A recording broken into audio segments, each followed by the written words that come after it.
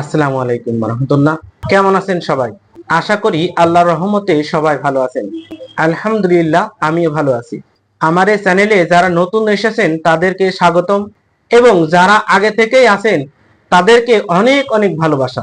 আজকে আমি আপনাদের সামনে এমন একটি প্রশ্নের উত্তর দিব যেটি প্রায় সবারই মনে আসে। হোমিওপ্যাথিক ঔষধ খেলে কি রোগ আরো বেড়ে যায়? অনেকেই ভয় পান এবং অনেকেই হোমিওপ্যাথি ছেড়ে দেন শুধুমাত্র এই ভুল ধারণার কারণে। আজকে ইনশাল্লাহ সব কনফিউজ দূর করে দেব, তাই ভিডিওটি শেষ পর্যন্ত দেখুন। অনেকেই হোমিওপ্যাথিক ঔষধ খাবার পর বলেন, ডাক্তার সাহেব, ঔষধ খাওয়ার পর রোগ আরো বেড়ে গেছে। এই কথাটা শুনতে ভয়ের মতো লাগে, তাই না? কিন্তু আসল ঘটনা কি জানেন? হোমিওপ্যাথিতে একটি বৈজ্ঞানিক প্রক্রিয়া আছে যার নাম হোমিওপ্যাথিক অ্যাগ্রিভেশন, অর্থাৎ সাময়িক উপসর্গ বৃদ্ধি।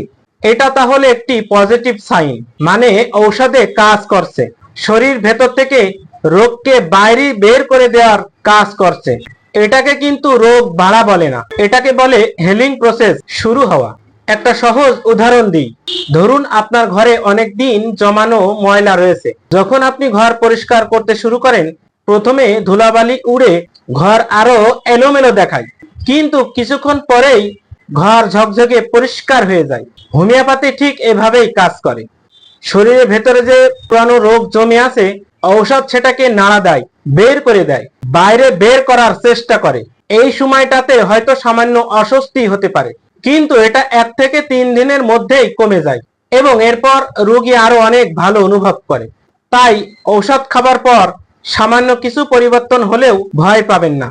আমাদের সমাজের অনেক মানুষেরই চর্মরোগ রয়েছে, খোসপাসরা, একজিমা, সোরাইসিস বা চুলকানি। এই সমস্যার জন্য বাজার থেকে অনেকে মলম ব্যবহার করেন, মলম লাগান। এই মলম লাগালে রোগটা চামড়া থেকে বা বাইরে থেকে চলে যায়, কিন্তু আসলে কি তা হয়? আসলে কি সারে? রোগটা সারে না, ভিতরে ঢুকে যায়। একেই বলা হয় সাপ্রেশন বা ধামাচাপা রোগ। ধামাচাপা দেয়া পরে সেটা হয়তো বা হাঁপানি, কিডনি রোগ এবং বিভিন্ন ধরনের সমস্যা দেখা দিতে পারে।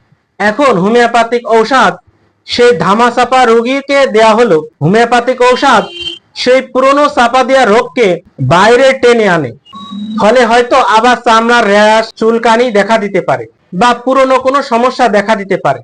এটা দেখে অনেকেই বলে হোমিওপ্যাথিতে রোগ বেড়ে গেছে, কিন্তু আসলে কি হচ্ছে?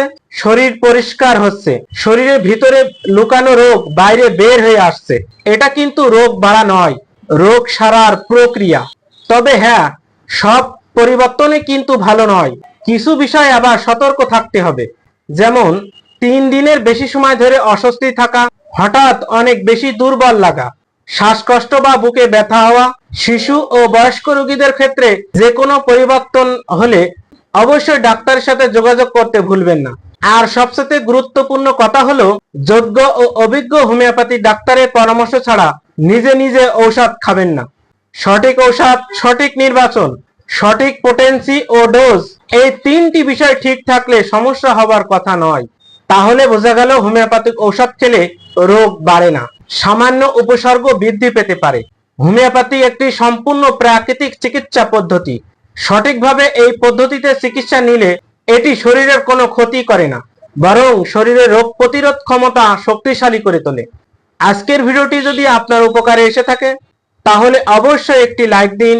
আপনার পরিচিত কেউ যদি হোমিওপ্যাথিক বিষয়ে এই ভুল ধারণা পোষণ করে থাকেন, এই ভিডিওটি তাদেরকে শেয়ার করুন। এবং এখনো যদি আমার এই চ্যানেলটিকে সাবস্ক্রাইব না করেন, অবশ্যই আমার এই চ্যানেলটিকে সাবস্ক্রাইব করুন এবং নতুন নতুন ভিডিওর আপডেট সবার আগে পেতে অবশ্যই বেল আইকনটি প্রেস করুন।